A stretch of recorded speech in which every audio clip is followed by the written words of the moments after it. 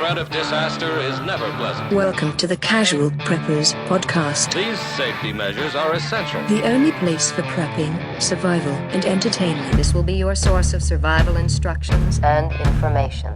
Every member of the family must be coached in the business of survival. Here are your hosts, Cam and Kobe. Well, Cameron, I think today's episode gonna be plumb amazing. You're right. I am right. It's gonna be. Yeah, how are you, buddy? Good. Yeah? Feeling Yeah. good? I think so. Feeling spry? I think so. You think? I may have COVID. Who knows? Everybody We does. all probably do. Everybody I found a new bruise on my hand as we started. That was cool.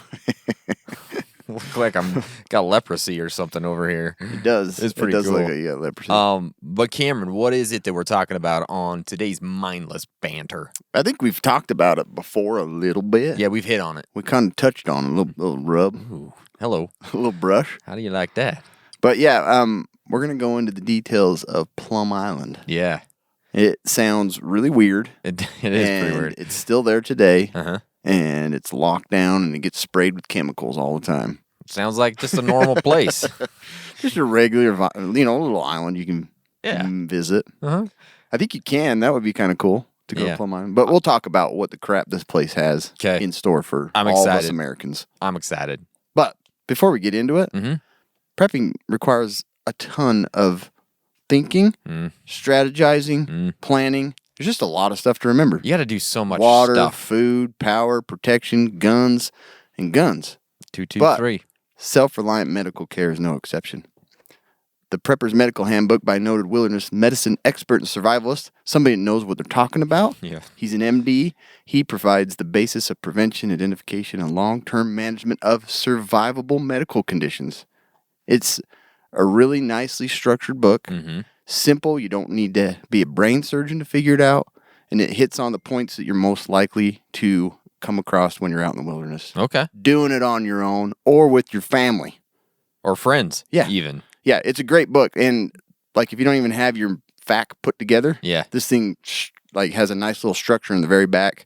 And it's just like easy to read. It's a great book. And I think everybody that's a prepper should have this book. I agree.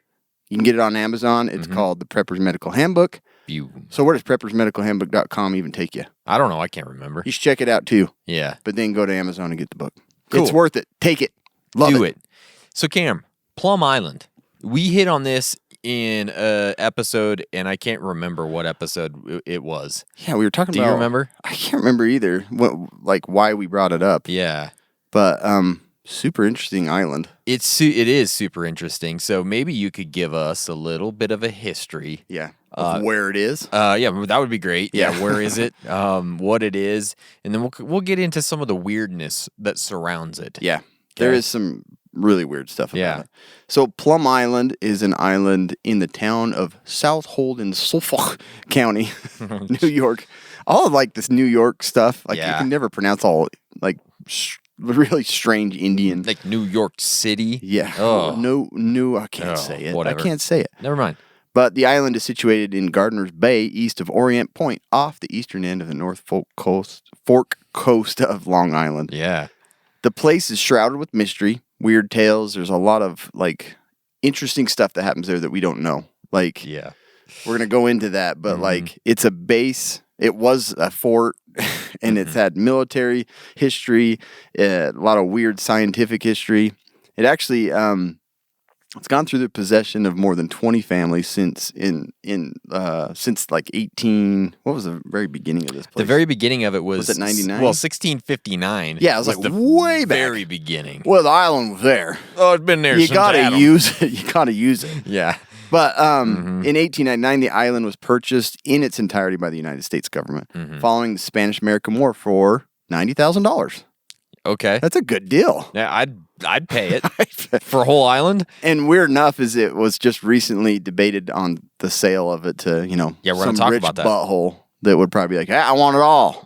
But anyways, yeah, we'll talk about that. So, but, and Kobe will talk a little bit more about like that it was a fort in 1897.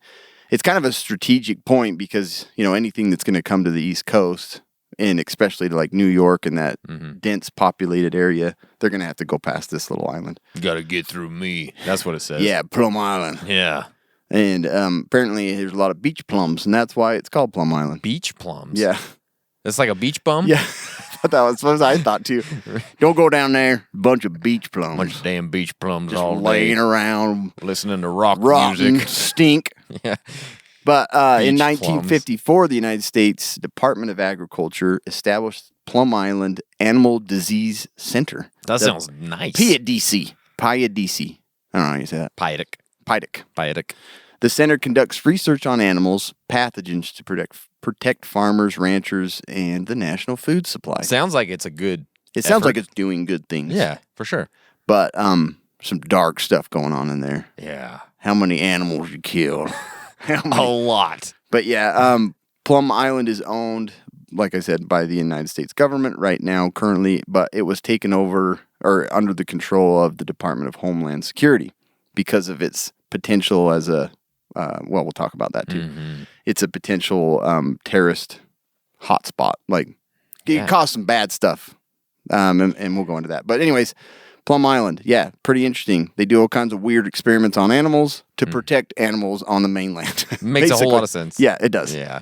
So I'm just going to kind of go like a whole bunch of interesting facts about this Plum Island. Because there's a bunch of weird Beach stuff. plums. Beach plums all day long.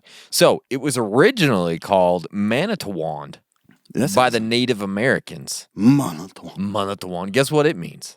I don't know. The island to which we go to plant corn.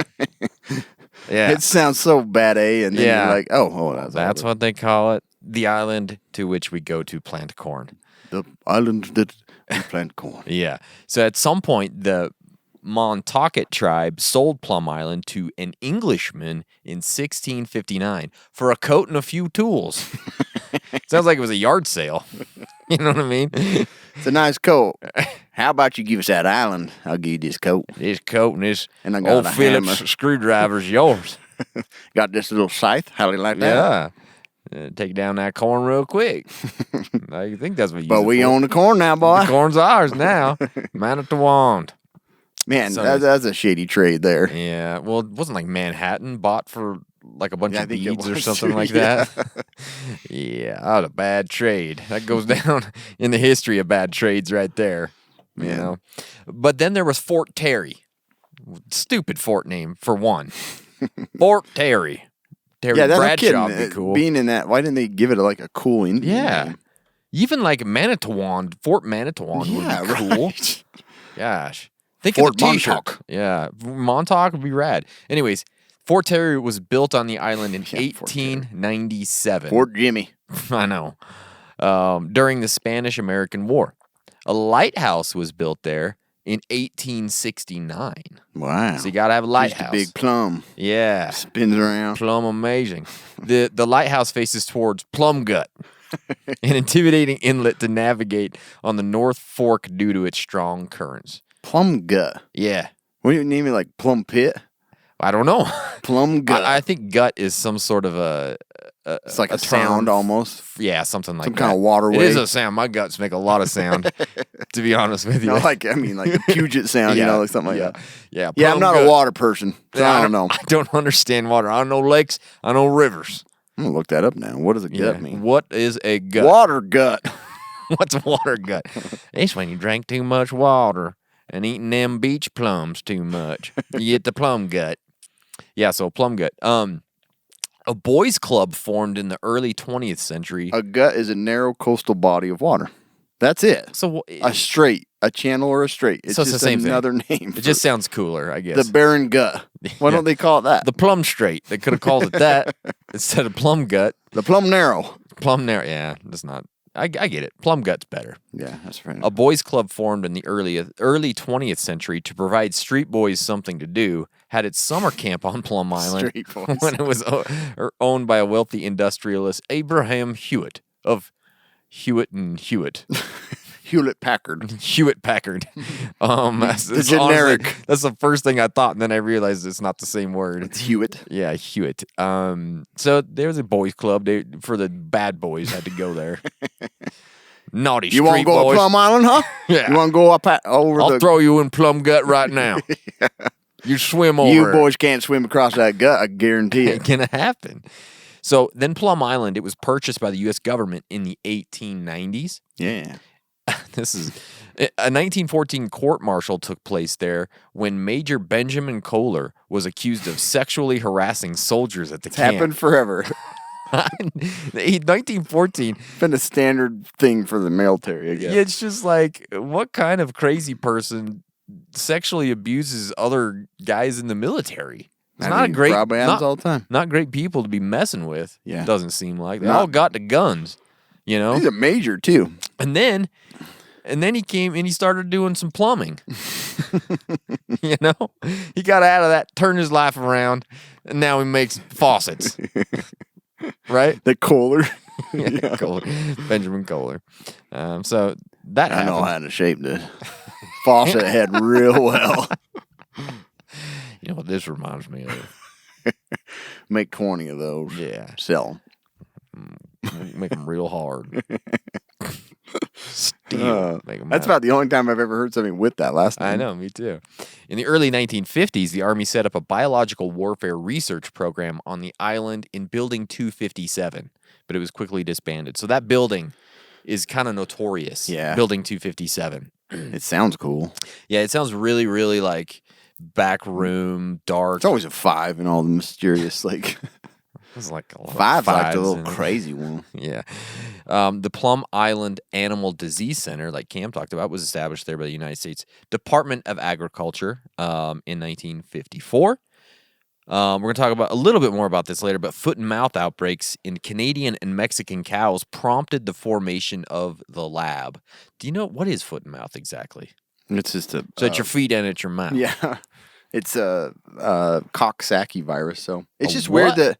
What'd you say? Coxsackie. Coxsack virus. But it's just weird to me. It's almost like kind of in relation to like smallpox stuff. Oh, like- okay. Not directly, but similar virus. But I didn't know that, like, that the animals suffered from that. I never knew that. Apparently. That's bad. That's bad news. And I don't really understand where we get it and it goes away, why they have to just butcher all the animals when they get it. I'll have to look into that. Yeah, something to look into, I suppose. Hand, foot, and hoof. Hand, hoof and mouth. yeah, hoof and mouth disease. Wouldn't Yeah. that be what it's called? That would make more sense. In 1978, there was an outbreak of foot and mouth disease in the lab that was contained before it reached the mainland. So there's some controversy there. Over 200 animals on the island had to be destroyed due to that outbreak. They used to live outside of the lab in pens, and after that, cells were built to contain the animals. So they used to just be out on the island, in pens, and then they had this issue, and now they're like, nah, we better put them in cells because this is too scary. Then in 2003, the government transferred operations of the Plum Island to the Department of Homeland Security to better protect the facility. So that's where things, if they're transferring something like this to Department of Homeland Security, weird stuff has to be going on there. It doesn't make any sense, right? Yeah. It has to be. And then in 2007, they found 539 security system vulnerabilities, 93 of which were classified as high risk. So that's nice, pretty easy to get in there. Super apparently. high risk. Yeah. In 2008, an al-Qaeda terrorist was caught in Afghanistan with a list of potential U.S. targets for mass casualty attack, including Plum Island. Which is such a weird one. It's like, boom, Empire State Building. Boom, Statue of Liberty. Plum Island. Plum Island. What's on there? They must know more Exactly than we do. what's on there. That's the thing. Access to the island is restricted to employees only, and it's patrolled 24 hours a day. It is self-sufficient. It has its own fire department, power plant, water treatment plant, and it has its own security forces. So don't think that they don't have all those things, because they do, Cameron. Yeah. This is pretty cool. Animals seen on the island are instantly killed by the military and trained sharpshooters. Yeah, Snipers, anything. What a sweet job. Oh my gosh. Can I be a sharpshooter on Plum Island, please? I would like to kill everything. I kill everything in my spare time anyways. Bird, boom. Yeah. Dog, boom. Drone, boom. Drone, gone, boom. Stop shooting our drones. They're not going to spread disease. Look like a real bird. I don't know. Yeah, it's crazy, huh? What is that? That's insane. Is that an animal? Yeah. Yeah, anything. Tumbleweed. Yeah. Killing it, man.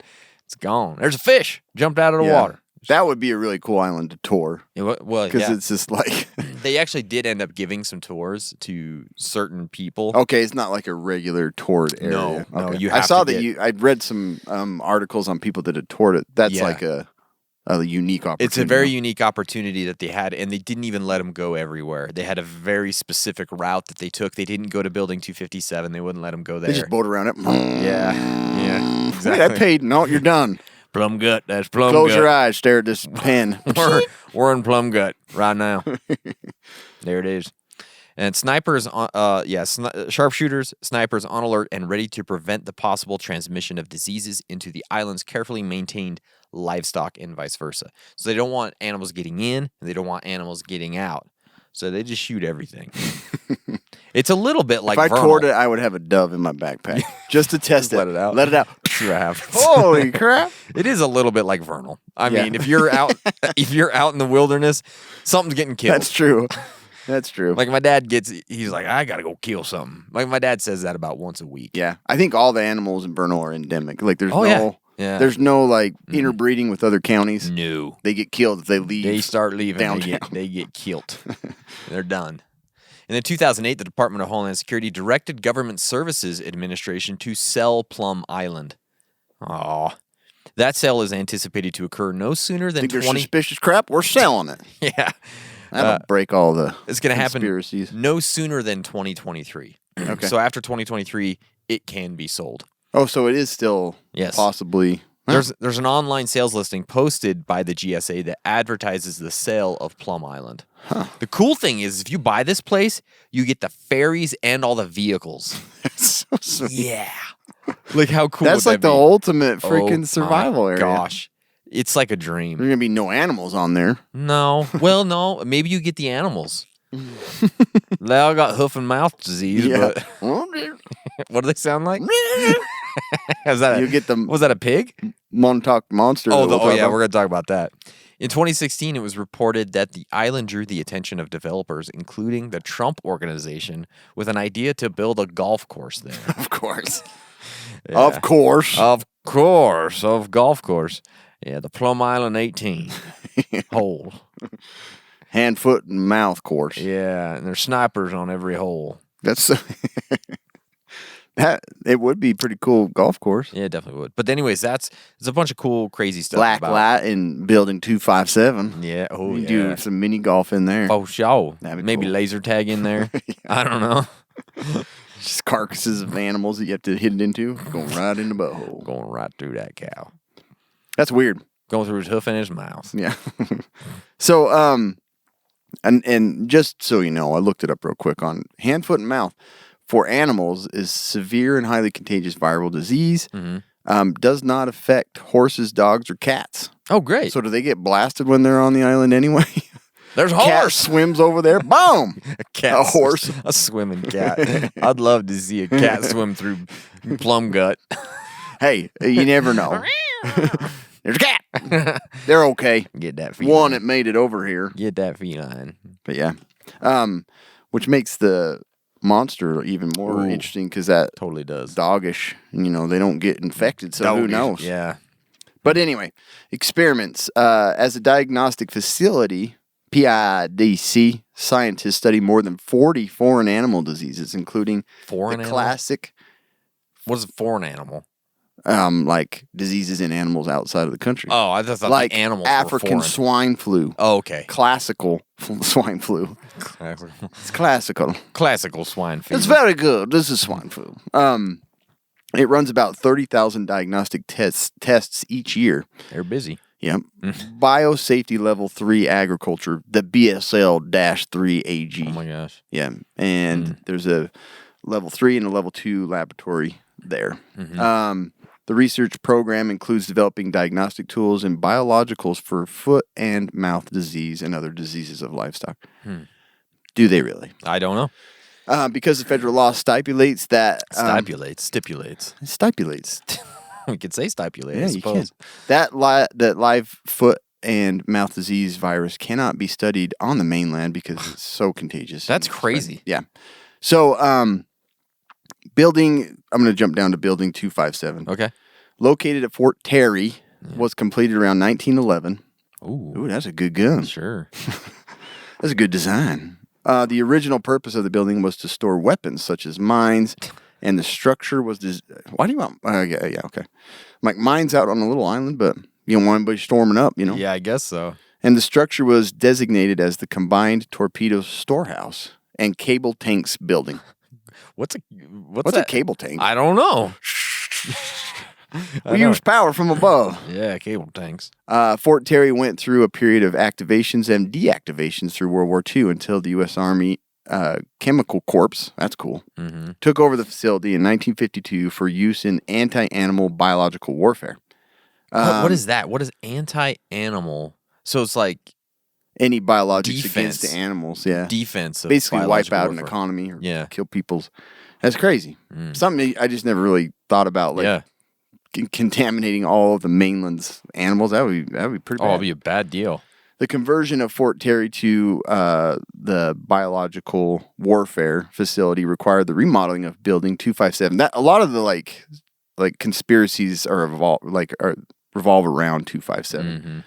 Because the weird thing about it is they're like constantly spraying the building. They're constantly spraying chemicals to keep the virus contained within the building. Oh, yeah. So I guess if you take a little boat around the gut, you'll just see them out there Spraying her Yeah. down. So weird. Sprinklers all just have chemicals in I them know. around the building. Isn't that disturbing? That is super. It's like, is absurd. that not everybody that works on that island dies of something Yeah. weird?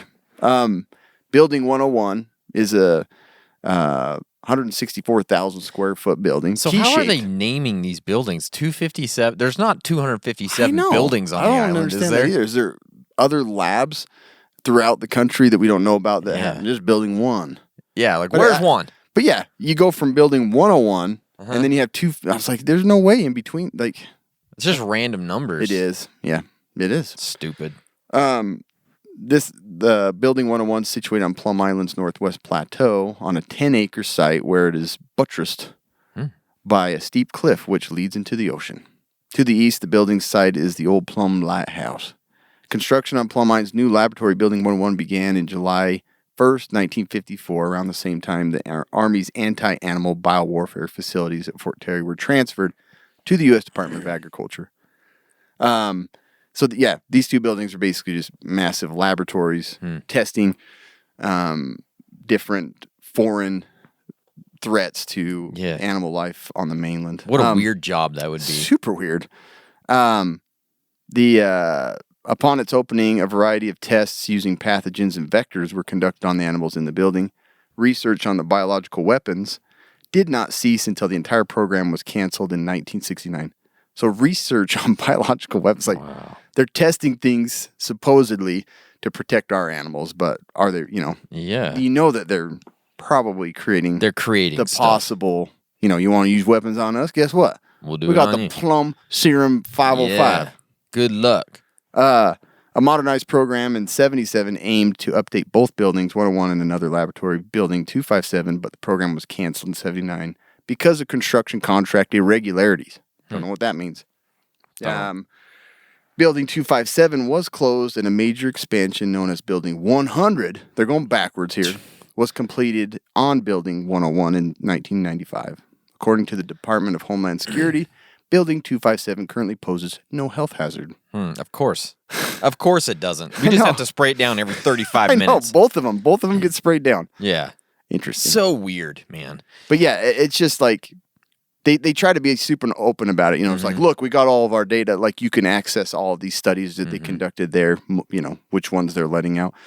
But then they're like, yeah, it's all safe. We just got to spray it. Once So in a while. weird, man. Super weird. Before we get going, though, I got to tell you, we live in a mad, mad world. It's in constant change. That's the crazy thing, right?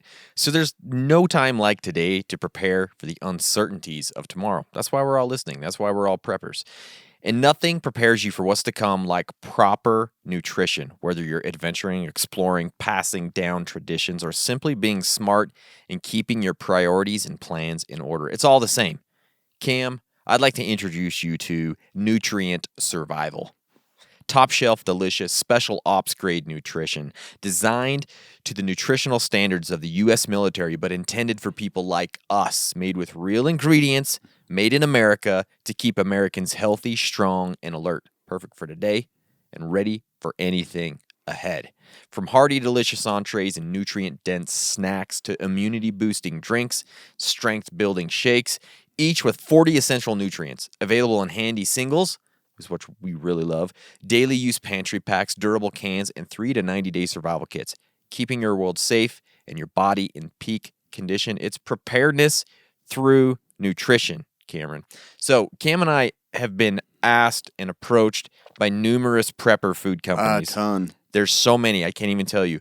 And they wanted us to partner with them. It just never felt right until now. Yeah. Nutrient Survival. This isn't your cheap, like empty calorie, bland food storage that it just doesn't really give you the nutritional value that you need. This is where with this all stuff, of them, it's like pasta and salt. Exactly. Yeah. And even the pastas, like it's not even real pasta. This stuff actually has that nutritional value. They're on-the-go packs. They're perfect for bug-out bags, for EDC kits, for emergency kits. You just add water and it's ready in minutes. And surprisingly, awesome tasting. So head over to nutrientsurvival.com. Use our code CASUALPREPPERS. You're going to get 10% off your order. This stuff is... This is one you ate with your kids, right? Your Yes. kids tried it and everything. It's That's great. the big deal. There are people who actually use this daily It makes sense. because it actually has the nutrition. If you look at what this stuff has in it versus any of the other stuff, it doesn't even compare. Yeah. It's not even close. So go check out Nutrient Survival. Go to nutrientsurvival.com. Use our code CASUALPREPPERS. Go try this stuff out. Like, they have all this different I stuff. like the packet thing. The on-the-go packs Such are perfect. A smart system. They're smaller packs, and they're kind of long and skinny, and they'll slide right into any backpack, and they take up like no space. Yeah. And they have 7-year shelf lives. That's the thing I hate about, like, in my bug-out bag, I have this massive, steak and eggs. Yeah, like but it's dehydrated, huge. but it's huge. It's huge. These things are perfect. They're great for your EDC packs because you can just throw them in any backpack. But go check them out, guys. We're super excited to finally have found the food storage company that we really wanted to work with. Yeah. And these were the guys. This stuff is awesome. Yeah. Nutrient Survival. Yeah, check them out. Use our code. I think eliminate your need for multivitamins. Yeah. 'Cause you're getting it through your diet, which is such a unique Like thing. this stuff, like I say, it's special ops grade. Yeah. It's like 3.5 times or something the amount of nutrients that the military says has to be in their food. They just we'll put a whole bunch more than that in there. It's so cool. It's insane. That's how you do it. That's That how is it's how done. you do Nutrient Survival. Use our code CASUALPREPPERS. All right, guys. So we've talked about these a little bit, but I'm going to go back over them real quick. Some outbreaks or some accidents that happened there. So in 1978, an unknown disease was released into animals outside the center. The creatures were quickly eradicated, but to this day, no one is entirely certain if any actually made it past the island's borders. Had to. Well, I don't know what they were. I don't know. All their hamsters. Yeah. Maybe they were lemmings. Reports of what actually happened have been classified by the intelligence department. Wow. So we don't know. It's all been classified. So something happened in 78. Probably wasn't good. Whatever it was. Hush, hush. Hush, hush. Don't say nothing. 2 incidents in 2004 of foot and mouth disease being released into the center became national news. Foot and mouth disease was eradicated in the U.S. as of 1929. The only known cases of the disease can be found in the stalks of Plum Island. It's so dangerous. Like, it is insane to think that this is what we actually do. In response to this incident, New York Senator Hillary Clinton and Congressman Tim Bishop wrote a letter to the Department of Homeland Security. We urge you to immediately investigate these alarming breaches at the highest levels and to keep us apprised of all developments. So they were kind of freaked out. Oh, Hillary was like, I don't like this. It's scaring me. Yeah. So, anyways, Let those are me email all my security yeah, files. let me just send a quick email. I'll get back to you. All right. But anyways, those are a few of the things that have happened there, and it gets weirder as we go. There's no way to, like just a few less than a handful of breakouts. Come on. No. But it's just like one dude, in the lab could just rub his hands on his pants and go walk around the cow rub herd it down his crotch. and go, I don't know. Who knows what Feed his happened. calves. Yeah. And then Feed his his calves. You get it spread everywhere. All I did was feed the calves. I don't know. I don't know how they all got it. Weird. Oh, it's a mystery. The exact thing I work with, they got. And Yeah. I am super sterile about everything. Yeah, it doesn't make any sense, but this is all classified, by the way. You can't say a word to nobody. This didn't happen. This did not happen. So let's talk about the weirdest thing to come out of This is Plum probably Island. one of the more famous things Sure. that, kind of made people like, what the crap's going on in Plum Island? Mm-hmm. So on July 12th, 2008, Great day. picture yourself as Jenna Hewitt. Isn't Hewitt another one of the... Oh my gosh, that was the name of the guy. What the crap? From before. I never put that together. And her friends Rachel Goldberg And that's a and TV Courtney show. Fruin I don't know hit the about- beach at Ditch Plains. Ditch Plains. The names over there are so stupid. I know. What are we going to call this beach? Ditch Plains. There's a ditch on that side of this plain. Terry, this doesn't make sense. Come on, Hewitt. Let's figure this out. I own a fort. It's after me. We're calling this Ditch Plains. Yep. The hot summer Saturday made for ideal conditions to stroll. But as the group of East Hampton natives continued, they came across a heart-stopping sight. Holy crap. It looked like a sun-baked dog carcass with strange bindings around its legs. Sun-baked dog carcass. So you can look this up. This is the Montauk Monster. Yes. And it is super weird looking. Oh my Like, gosh. It's hairless. I gotta It's look like at it on its again. belly. I got to look at it again because I know how. Every once in a while Montauk. during the day, I want to look at it. I put it as my screensaver on my phone for a while. But yeah, so it does. It looked like a sun-baked dog carcass. A little like a... Oh my gosh, it's so weird. But it has There's like other a, angles. It has like a beak-looking thing. It just is super strange looking. Anyways, Ugh. yeah, so it didn't seem like the right size to be a dog, and instead of a snout, the creature seemed to have like a beak. Hewitt took a picture of the dead animal, which spread like wildfire across the internet. But the monster truly gained steam when Gawker published "Dead Monster Washes Ashore" in Montauk. Look at Blog this one of posted July President 20. Obama bumping fists with the Montauk Monster. Freaking people.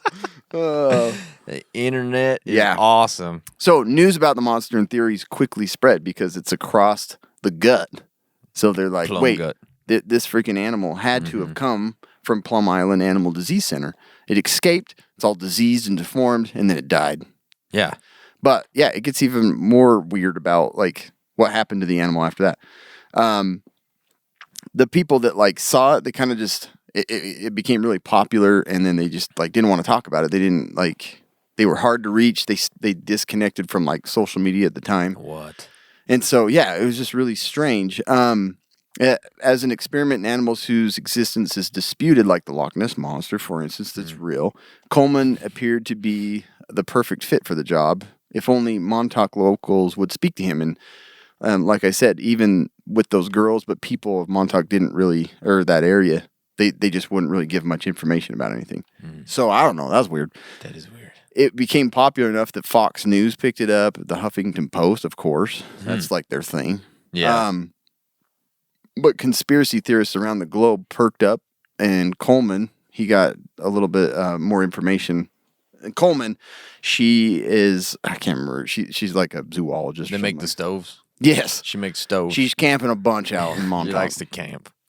But by the time she arrived in New York to inspect the creature, its carcass was nowhere to be found. What? It appeared that somebody had purposely removed it, sending suspicious onlookers. So did they just leave it on the beach? Nobody Yeah. picked it up? They didn't like secure it or anything. And so, yeah. And then meanwhile, she tried to reach out to the three women who found the monster allegedly seemed to have vanished from media, like they just disconnected from everything. Or were they killed? No, they're still alive. But, okay. but yeah, they just like, they wouldn't talk about it. They didn't really, they just kind of like, oh, I'm done. It was a dead dog. That's the end of it.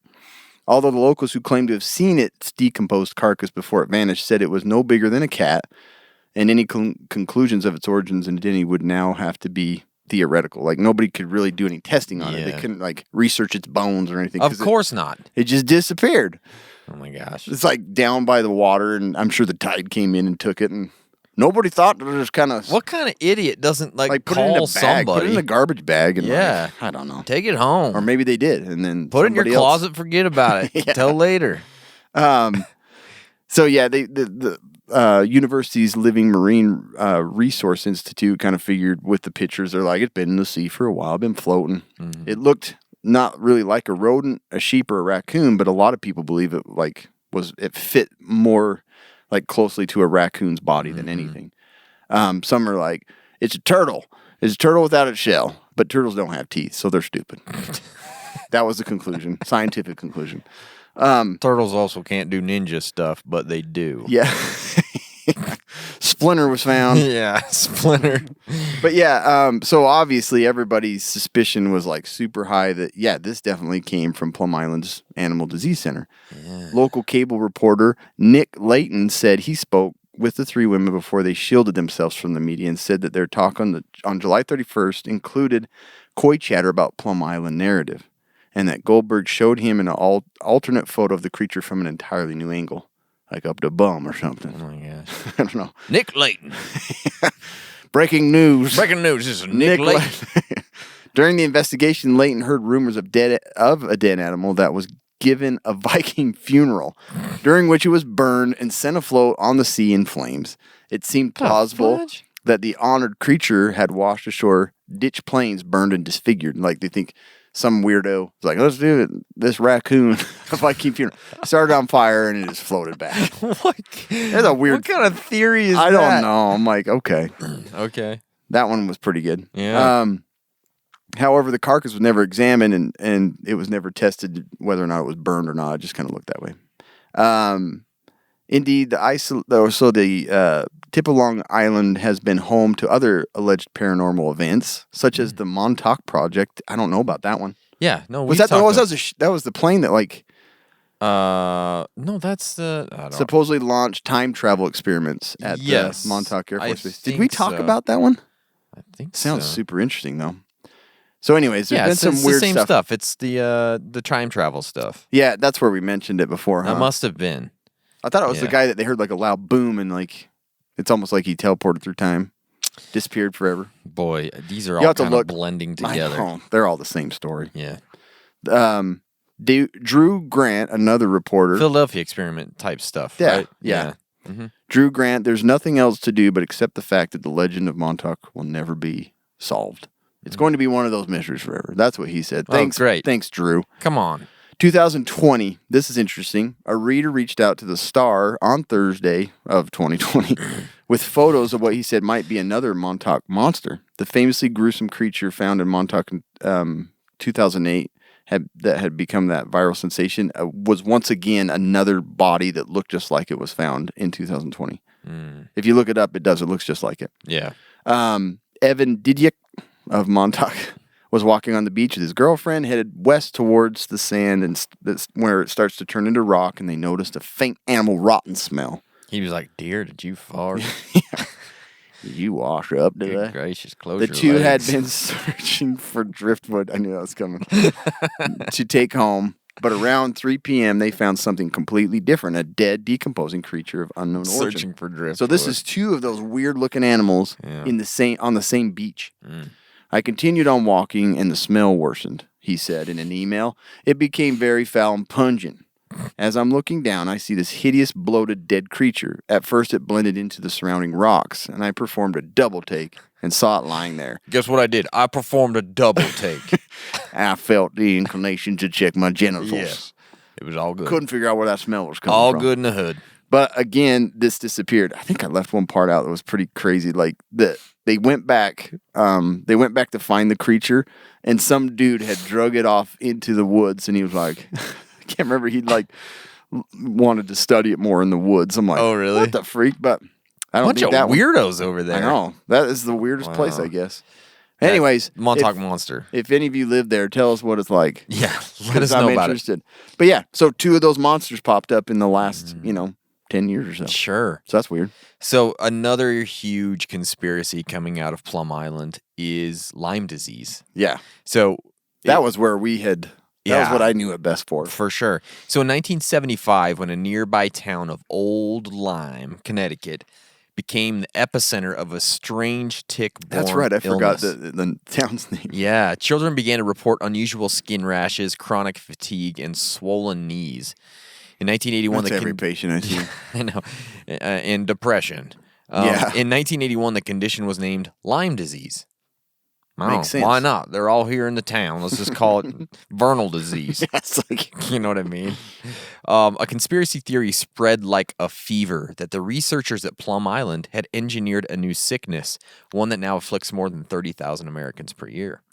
The reason some believe Lyme disease escaped Plum Island is because the island is located just a few miles off the coast of Lyme, Connecticut, which is where the first outbreak of Lyme was discovered in 1975. While scientists say that So it should be plum disease. Yeah. You have plum disease. Yeah, exactly, plum disease. While scientists say that all animals on the island are killed to prevent the possible spread of diseases, conspiracy theorists argue that birds regularly fly between the island and the mainland and thus are able to spread any diseases they may pick up. I mean, it's a good point. Yeah. Right? You can't kill every bird. No. There's no way. Nope. Have you ever played, was it Not Pandemic. What's the one on the phone or whatever? Outbreak or something like Outbreak, that. yeah. I can't remember. Yeah, the birds. But it's like once you get those, you're like, boom. It just It takes spreads over. like crazy, right? Freaking drones. They've been carrying that crap I know. forever. An amendment in the House version of the 2020 National Defense Authorization Act instructs the government to investigate. Public records do not show that scientists at Plum Island were conducting research into very similar sort of pathogens as well as delivery via insect, though not ticks. So they had stuff that they were doing that were similar, but they were trying to deliver them via insects, but it wasn't ticks specifically. So Borrelia burgdorferi, I guess that's the bacteria. That's the bacteria. Was in North America long before it was discovered by Bergdorf. 5 years ago, it was found in a 5,300-year-old mummy. That's crazy. That same bacteria. Isn't that nuts? The presence of the bacteria long before its 1975 flare-up is compelling evidence against any sort of Plum It didn't come Island. from plum. It came from mummies. It was an Egyptian pharaoh that gave us the Lyme disease. Says Bergdorfer. Fred Bergdorfer. Thanks, Bergdorfer.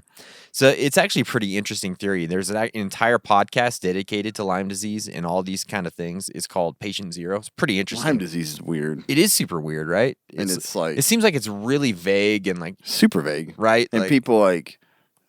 You know, the guy that had me squeeze his things over in the naturopath office says that I have it. And then he cracked my back. And I he love gave that. And they'll like bring up some video that shows like little squirmy, like live bacteria. I'm like, that's so...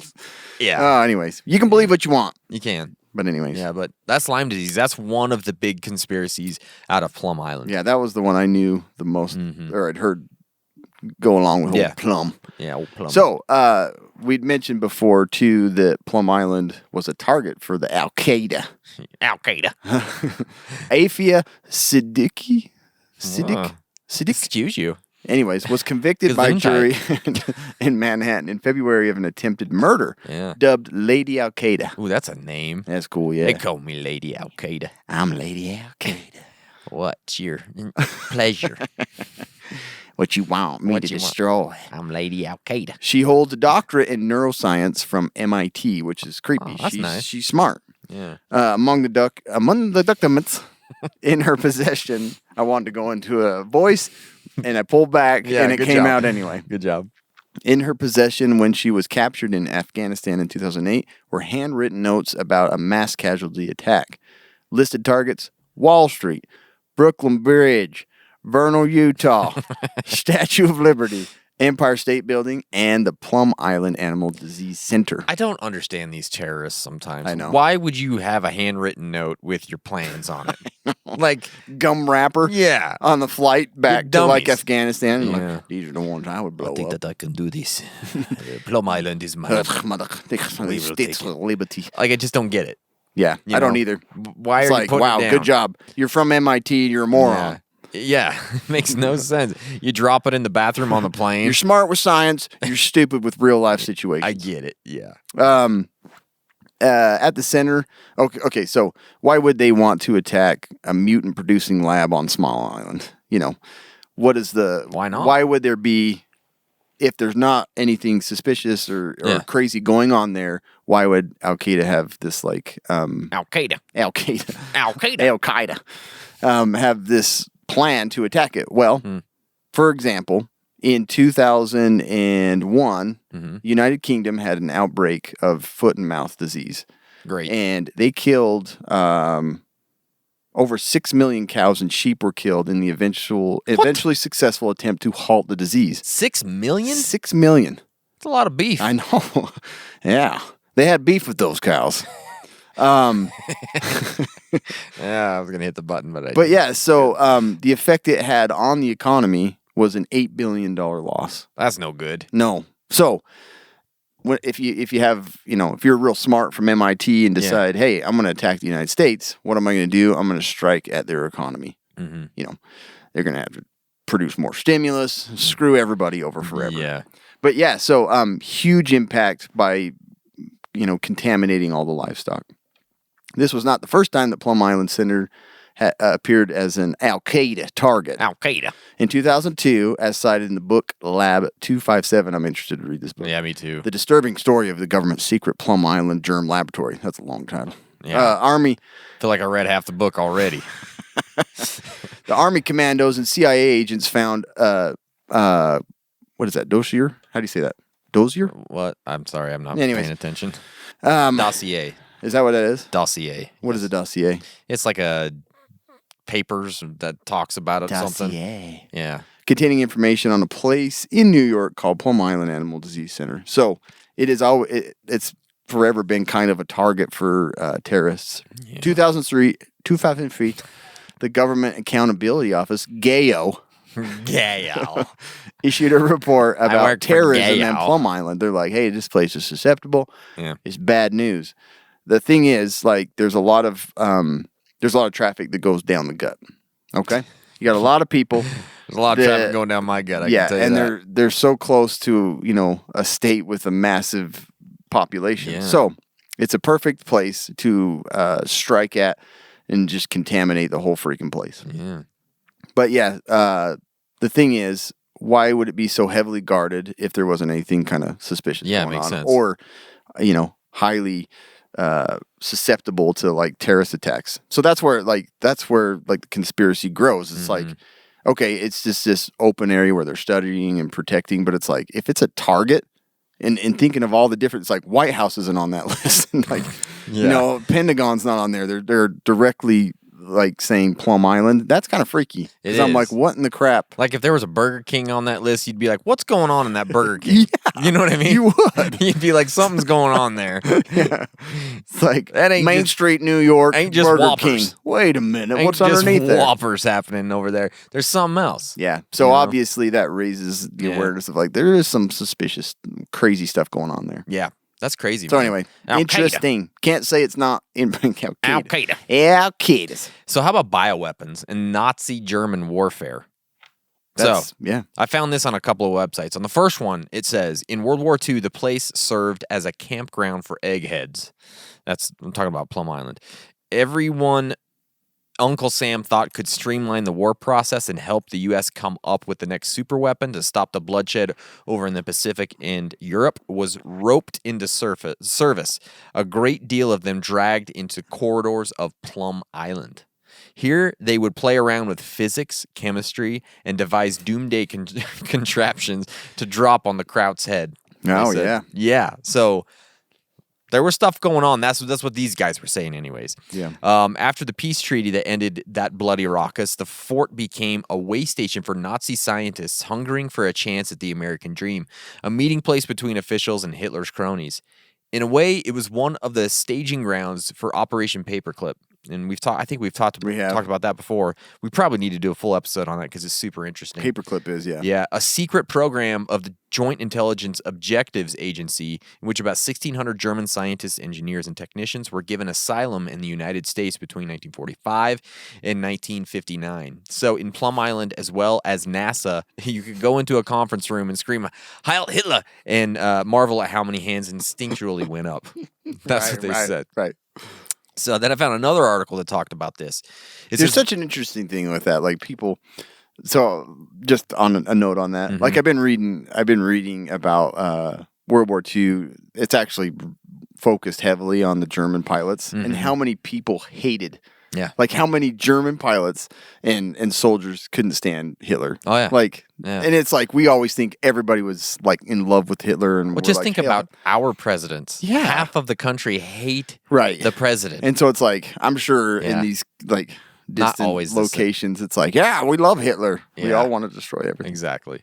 So anyways. the But who knows? No, I don't know. The godfather of the Plum Island laboratory was Nazi bioweapon expert Erich Traub, who was brought to the United States after the Second World War. During World War II, Traub ran a Nazi secret biological warfare laboratory in the Baltic on an island called Rheims with Reims, with a mission to poison cattle in the Soviet Union. Oh, that's a cool mission. Also, Traub had some familiarity with the New York area before. What if we poison the kettle? Wait, is maybe poison Heil all the Hitler. kills? Heil Hitler. Poison the kettle. That was more Russian. Yeah. He was also involved in Nazi activities on Long Island. Erich Traub. Guess what? They already did. They all froze to death. Try to Easy. poison them. Easy peasy lemon squeezy, huh? The Erich Traub maybe thought he had a smart idea having an animal biological warfare lab like he had in the Baltic and established it on this little island. There was a military base on the island after that for 50 years, obviously. In 93, an investigative reporter for Newsday, John McDonald, was able to obtain documents, including a document which was reprinted on the front page of Newsday, he said. This document said the mission of Plum Island was in fact to develop biological warfare weaponry that would be used to poison cattle and other livestock in the former Soviet Union. Interesting. So he was the first journalist to expose the U.S. government's admission to doing biological warfare in Plum Island in 1971. They should have struck at the potatoes. Yeah. Vodka, no more. Yeah, That would destroy Russia. Good luck, Russia. You touch our potatoes. I can't do it. What's that? You touch our potatoes, it'll kill you. Yeah, you'll die. Do not enjoy The that. kettle, that's fine. The Yeah. potatoes, no. You'll take our beef, but do not take our vodka. Huh? Yeah. Yeah. So this is a couple other things that I found that were kind of interesting about Plum Island. In 1786, Colonel Thomas Gardner, whose family lent his name to nearby Gardner's Island, apparently there was a Gardner's Island too, he died of yellow fever. Due to fears about the highly contagious virus, his family brought his body here for burial, meaning Plum Island. His lonely gravestone sits in a clearing off the main road that cuts through the island. So he's the only person ever to be buried on Plum Island. I did see that. That's pretty crazy, His huh? little headstone. Yeah. So he was not too pleased to have been left alone on the island. His ghost is said to haunt the Plum Island Light, built in 1869. That's cool. The granite lighthouse was in service till 78 when the Coast Guard replaced it with an automated light beacon. So there's a ghost that haunts. I ain't dealing with that. Put an automated light up there. Yeah, I don't want this ghost crap. Freaking gardeners up there. Done with that guy. Piss. Booing and hooing all night long. Can't get my lighthouse duties Just done. see him walking the beach with the Montauk Monster. There he is. Taking his getting a little dog for a walk. Monster for a walk. Eating all the beach plums. Yeah, the beach plums. That's creepy. So that's pretty interesting. And then the last thing I found was this. I couldn't find anything more on this. I was looking everywhere, but Google did not do what I wanted it to do. The Daily News reports that in 2010, a tall white male with extremely long fingers had washed up on the What? medical testing site's shore. So this guy, he had super long fingers, washed up on the beach dead. I already know what it is. What? Do you remember RoboCop? I His do fingers remember. were hanging. Yeah, that's right. That's what happened. He got sprayed. Yeah. A security guard discovered the partially decomposed body yesterday. Well, not yesterday, but in 2010, in a restricted access area. And I'm breaking news. He found this yesterday. Breaking news. Yeah. Long fingernail, man. No, his whole fingers were long. Oh, yeah, whole fingers. Well, and then I found one other article about Were there it. just 3 fingers? No, Like there was- Alien? they had all the fingers. But he also had brain surgery scars. Jeez. Yeah. So Wow. that gets people. I hadn't heard about that one. That gets people's interest peaked a little bit there. Like, you got long fingers and he'd had brain worked on. And he's at Plum Island. Plum Island's just over the way. I doubt it has to do with that. Just a weird guy. Just a weird long fingered guy had some My brain. grandpa talked about long fingered men that lived here. Yeah. Must have washed up. Been around town for a while. Probably just went swimming in Plum Gut, couldn't make her across. You know, Paddling. Yeah. Those long fingers. Montauk Monster nipping at his heels. You know? It's a weird place we live in. Yeah, it's super weird. Just barbecuing, talking. Yeah, it's a weird place. You hear about that long finger man? Yeah, have some of this Soviet beef. Have a little slab. I do have to tell you, though, about Off the Grid Surplus. Yeah. Kim, Do they have some sales going on right now? Did you find out? They do have some sales. What do they going got on sale? Good stuff? Their pants. Their pants? They're sold out of like their flannels, but like I'd get on there and start looking up, because they're constantly restocking. Yeah. They're selling out crazy. They are. Yeah, you got to get that stuff because I'm sad that their flannels are sold out because I was going to go get me another one because I love they're amazing. Flannels. But I can't say enough about their shorts. Their shorts are for incredible. one thing. I've got their denim jeans. Denim jeans are great. I love them. All the pants are great. The pockets and the breathing technology in those is just great. Yeah. I wish they made shoes and underwear, and I would just deck gotta myself be coming out with those from head to toe. I wish they made a bra for the wife. Yeah. I wish they made a hat for the wife. I don't know. The wife. Wish they'd make a wife. That'd be a great. wife, yeah. But check out their site. Go to offthegridsurplus.com. You're going to get an extra 15% off with our code CASUALPREPPERS15. So remember, CASUALPREPPERS15. You got to put that in, and you're going to get some good stuff. So, Yeah. They always have sales, and our code sure brings them down to affordable. Mm-hmm. I've bought, I can't tell you how many things. So it is the best gear for a prepper, I'm telling you. Absolutely. So do you have anything else you want to talk about on this, Cam? Did you want to review? But you're done with Plum Island. Oh, yeah, I'm totally done with it. Okay, there was stuff below there. I didn't know if you were going to do any of that. Oh, no, that was copied over. Okay. Just in case I couldn't. Like, you know how we go, it's you need to subscribe to this website. Yeah, that happens. No, I had some details that I stole. But that's from that. Plum Island, guys. It's super duper interesting. Look it up. I didn't I didn't plagiarize. Okay, this is off the top of my head. Just like some of the articles we read, and I go back to read them. And it's like, pay us $1, and I'm like, no, this is Herald Journal from New England. I'm not going to ever read it again. Yeah, no, we do have a tack pack we could talk about today, which is always fun. It is. Good times with the tacky packs. So the first item in the tack pack is the MFT Mag. Cool magazine from a great partner, 556. We love that. That is nice. That is Put bullets in it. Mm-hmm. Then the Pitbull Gen 2 Universal Pistol Mag Carrier. Yep.